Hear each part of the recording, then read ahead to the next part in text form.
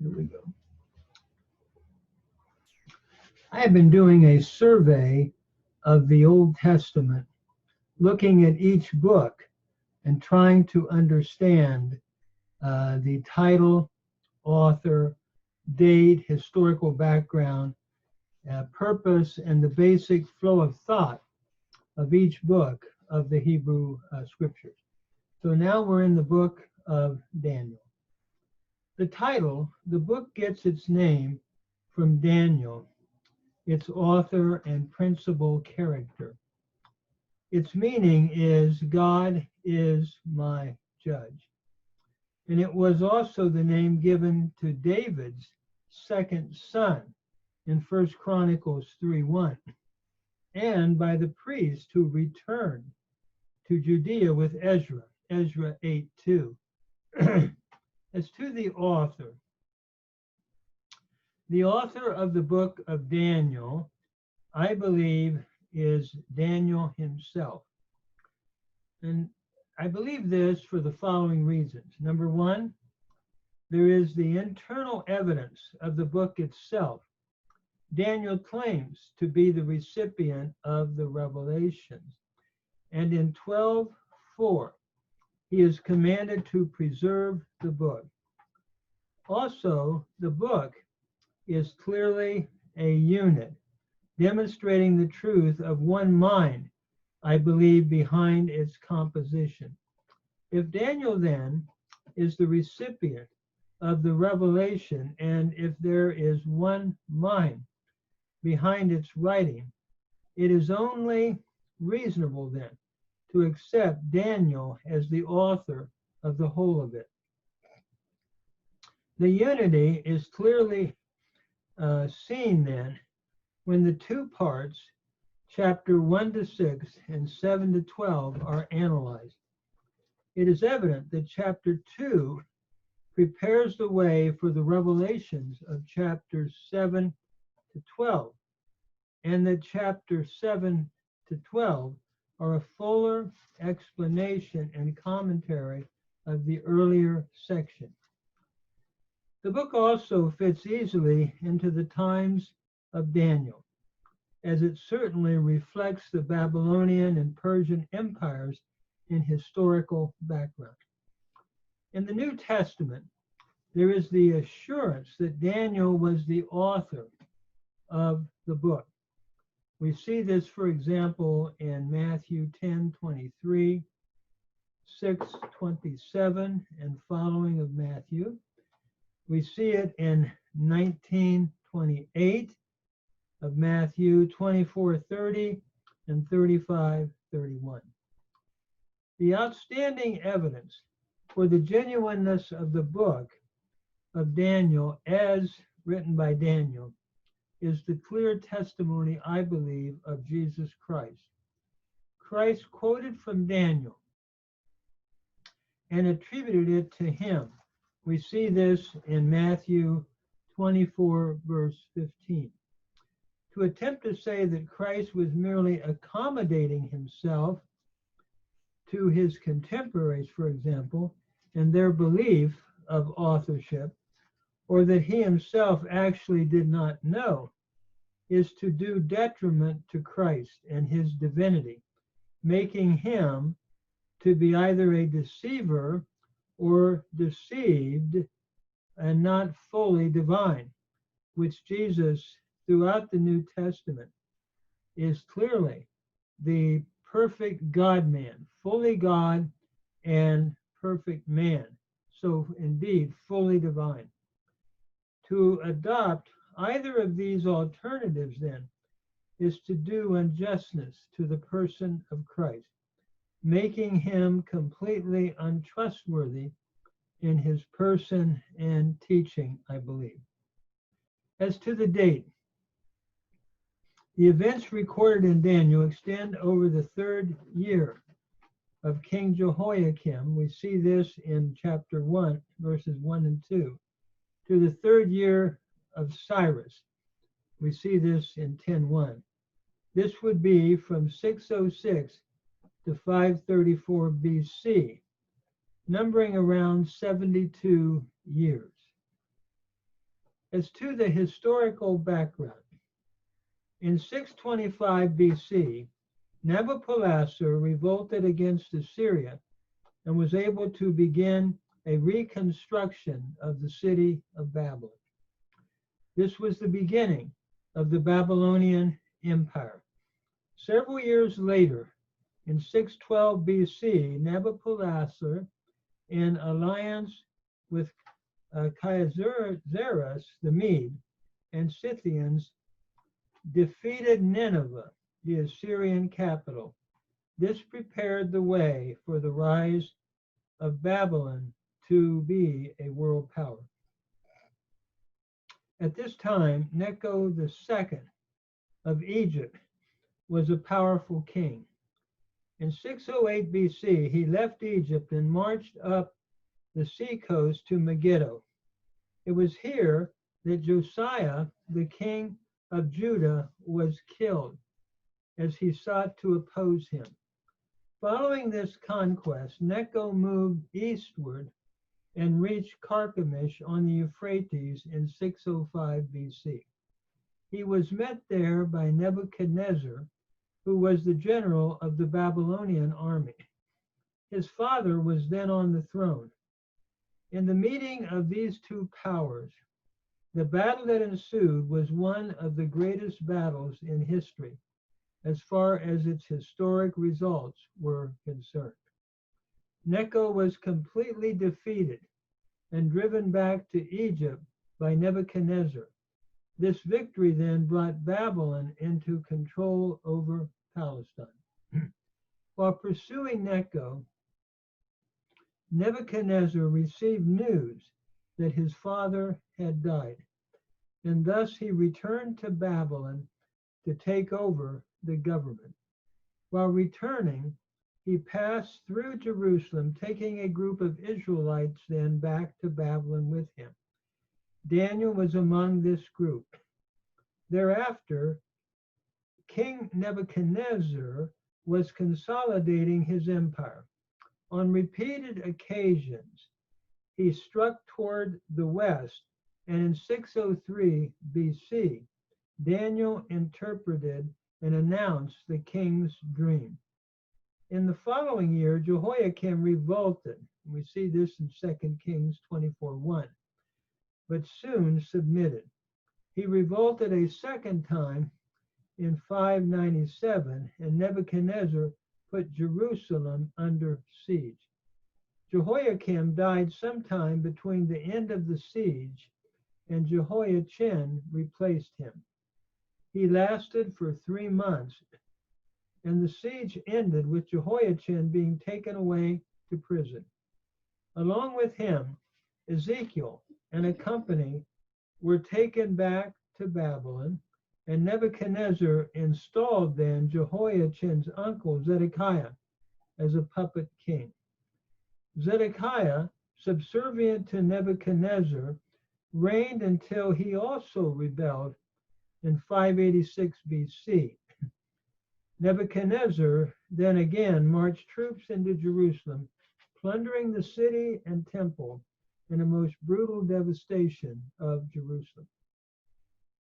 As to the main purpose of the book of Daniel, the main purpose of the book of Daniel is to treat the times of the Gentiles, beginning with the captivity of Judah under Nebuchadnezzar till the second advent of Christ to establish his eternal kingdom. In doing this, the book gives the development of the 4 Gentile world powers of Babylon, Medo-Persia, Greece, and Rome, as well as the final world ruler in Christ the Messiah. It also goes into detail concerning the final Antichrist, or the little horn of Daniel, and also what would follow after that, the future prophecy and final resurrection. It is a key book to all future prophecy, and especially in understanding the apocalypse, that is the book of Revelation. because a lot of reference is made to Daniel in the book of Revelation. Let me just say one other thought, and that is that in the book of Daniel, we have two languages. We have Hebrew in chapter 1 up to 2:3, 2:4, and following up through 7, we have Aramaic, and then we go back to Hebrew from 8 to 12. And by the way, the Aramaic of Daniel, in my understanding, refers to the time of the prophet Daniel. So we're seeing an Aramaic that I believe, and many believe, fits the period of Daniel the prophet.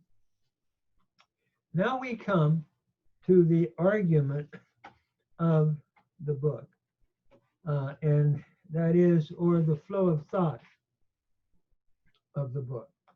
The theme of the book of Daniel is the times of the Gentiles.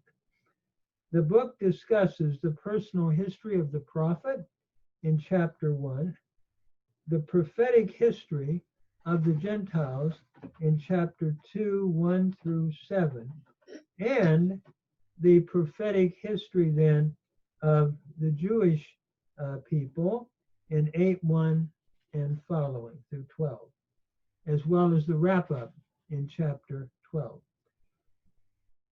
The personal history of the prophet is first discussed in chapter 1.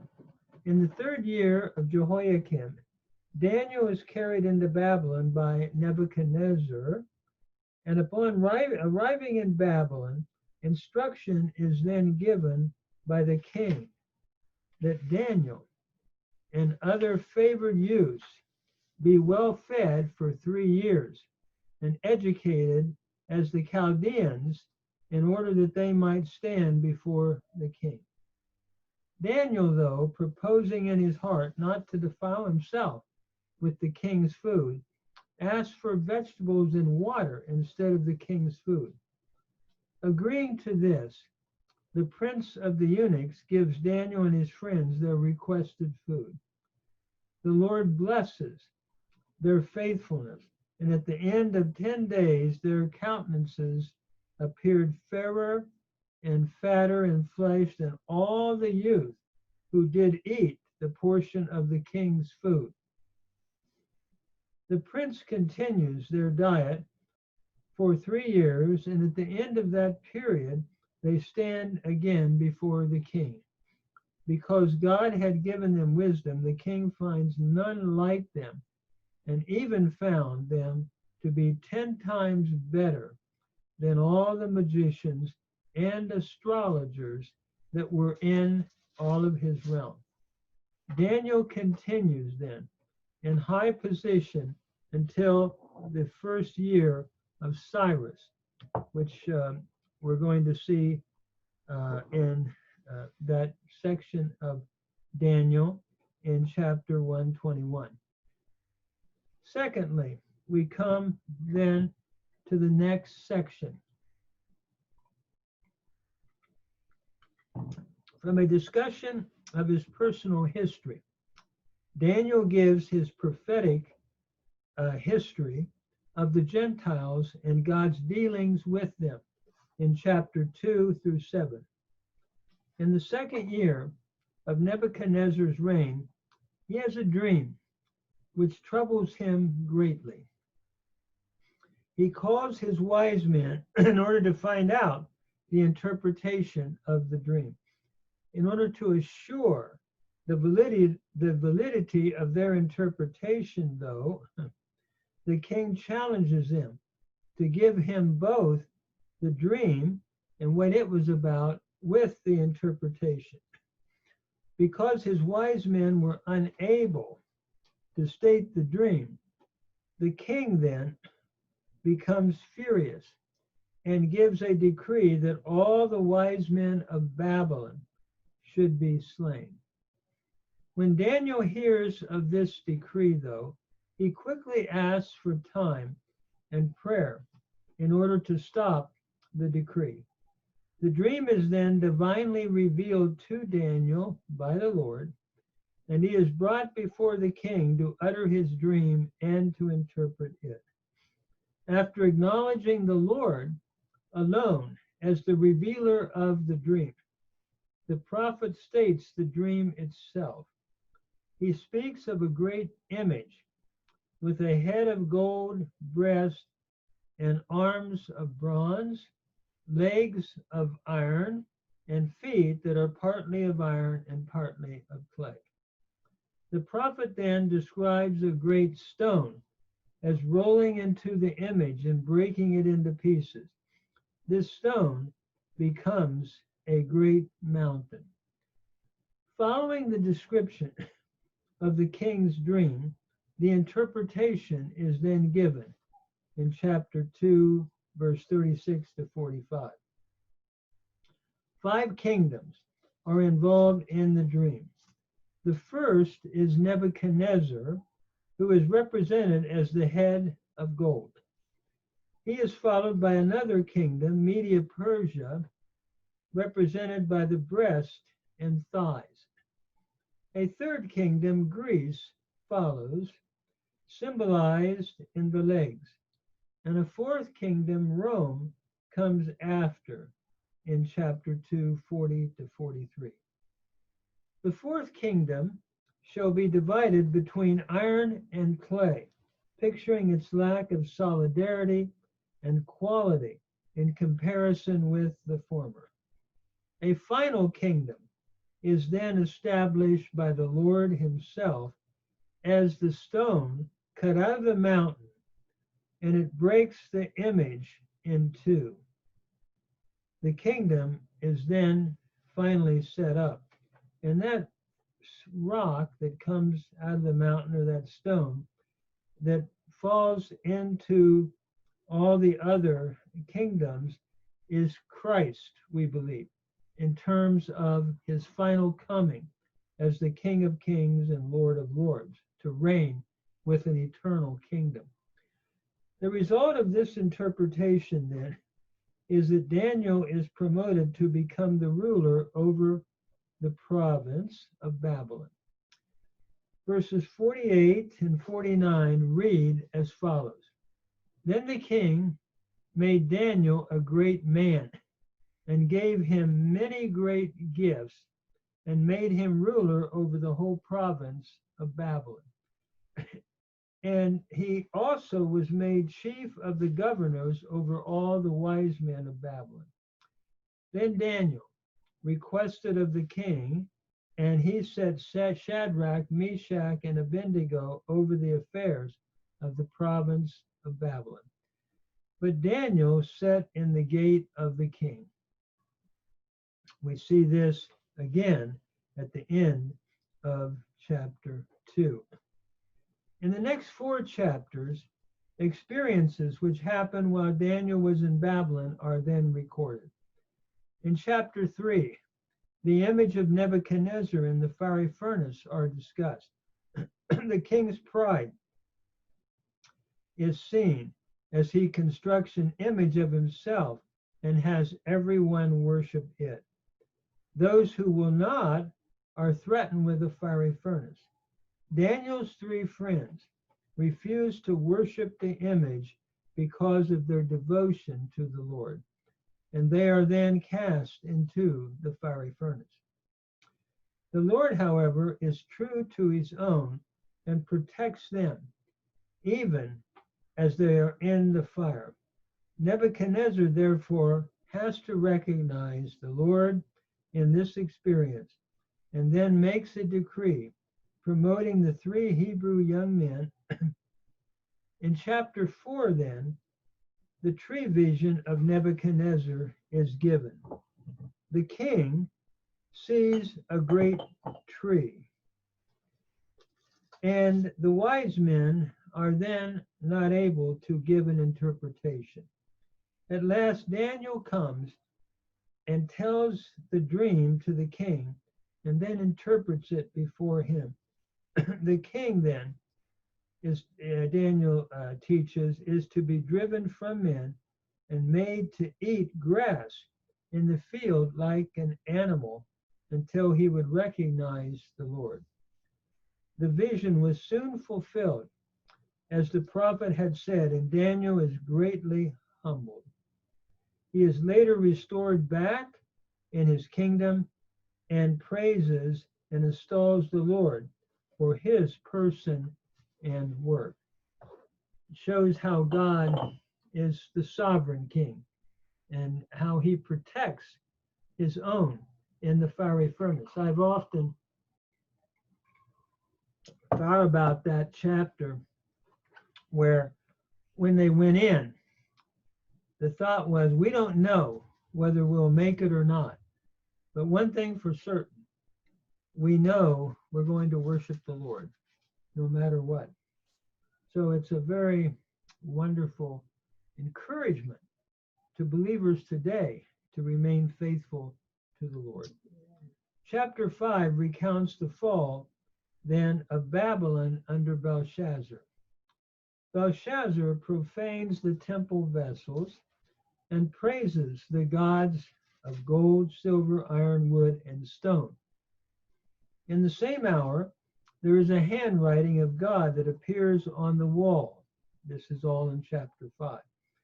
The wise men are unable to interpret the handwriting, and so Daniel interprets the writing, announcing the imminent fall and destruction and devastation of Babylon under the Medes and the Persians. The interpretation is then shortly fulfilled. In that night was Nebuchadnezzar, the king of the Chaldeans. Then he was slain, and Darius the Mede took the kingdom, being about 62 years of age. In chapter 6, Daniel's familiar experience in the lion's den is then recounted. Because of Daniel's popularity and position, the presidents and the princes plot against Daniel. Finding no fault in him, they challenge the king to make a decree that he only be worshipped for 30 days, and that anyone who disobeys that decree would be cast into the den of lions. Daniel continues, though, steadfast in his devotion to the Lord, and word is told the king. The king then commands Daniel to be cast into the lion's den, and the command is then carried out. The Lord, though, miraculously delivers the prophet, and the king then writes a decree that men should fear Daniel's God. Following these more personal incidents, the prophet gives his vision of the four beasts. This is in chapter 7. Daniel, first of all, describes the vision and then gives its interpretation. The prophet sees four beasts. He sees a lion, a bear, a leopard, and a great mongrel beast. He then sees the Ancient of Days in his character and work, as well as the Son of Man, which points to Christ.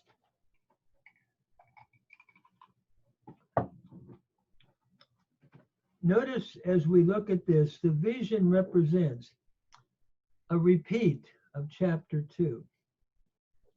The four world powers have already been described, which would be Babylon, Medo-Persia, Greece, and Rome.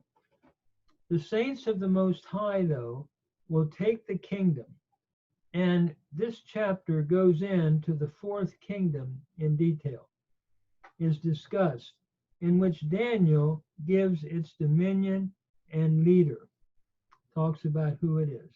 The leader's persecution of the saints is spoken of, and his punishment from the Lord. Both are given. His rule then is replaced by what Messiah and his kingdom would establish. That is the return of Christ. Daniel is troubled with all these things and keeps the matter in his heart. By the way, that fourth kingdom, in it, we see a little horn coming out. And many believe that this represents the future Antichrist coming out of the Roman Empire, which represents the world under that imagery of the Roman Empire. And finally, the return of Christ to set up an eternal kingdom. It is interesting that this becomes the basis of Matthew chapter 24 and Paul's writings in 2 Thessalonians 2 and so forth. So following this though, and by the way, let me make one statement. Critical scholars want to apply this to Antiochus Epiphanes and see the four kingdoms as Babylon, the Medes, the Persians, and finally Greece, and Antiochus Epiphanes coming out of Greece. The difficulty with this is that when you read chapter 7, the return of Christ and the final messianic kingdom replaces the fourth kingdom. So instead of being Greece, I believe it is best to understand it as Rome and Christ coming to judge, and Rome representing the final world system under the imagery of the Roman Empire. So coming to judge the final Antichrist with his final second advent and return to establish an eternal kingdom. After the prophetic history of the Gentiles, the prophet gives the prophetic history then of the Jewish people, 8:1 and through 12. The vision of the ram and he-goat is first given, in which the prophet sees the future defeat of Media-Persia by the Greeks. Giving the description and interpretation of the vision, a future prophecy concerning Antiochus Epiphanes is then predicted in this text, and he becomes a type of the future Antichrist seen in chapter 7. Seeing this vision, Daniel faints and after a few days returns to his business. In chapter 9, Daniel's great prophecy of Jacob's 70 weeks is recorded. Realizing that the 70 years of captivity in Babylon are about over, Daniel confesses the sins of his people at that time and petitions the Lord to remember his people. While praying, Gabriel, the angel, intervenes and predicts concerning the yet future history within Israel. Now, the 70 weeks have brought variant interpretations. Let me just share a couple real quickly. The future of Israel's history covers 70 weeks or 490 years. The transactions of the period to be accomplished by Messiah are first given, followed by the basic time division of Israel's 69 weeks and the final 7-year period, which culminates in 927. The work of Messiah in his advent is given. In the remainder of the book, the final revelation then of Israel's future is divinely given to Daniel. In the 3rd year of Cyrus the king, Daniel is fasting in 10:1-4, when a messenger appears with a revelation. His appearance is described and the reason for his delay. The angel was in conflict, what appears to be a demonic being, and then comes to Daniel. The great conflict of the unseen and holy and unholy angels is then clearly seen in this passage. Daniel is strengthened, and a tremendous revelation is delivered to him. Let me just make a word about the 70 weeks of Daniel. I have done other videos discussing it in detail. Some believe that it goes from the time of the recommendation to restore and rebuild Jerusalem, and that's dated variously, under Cyrus, under Darius, under Artaxerxes II, depending on where one starts the beginning of that date, and brings it down then to the coming of Messiah, the coming of Christ.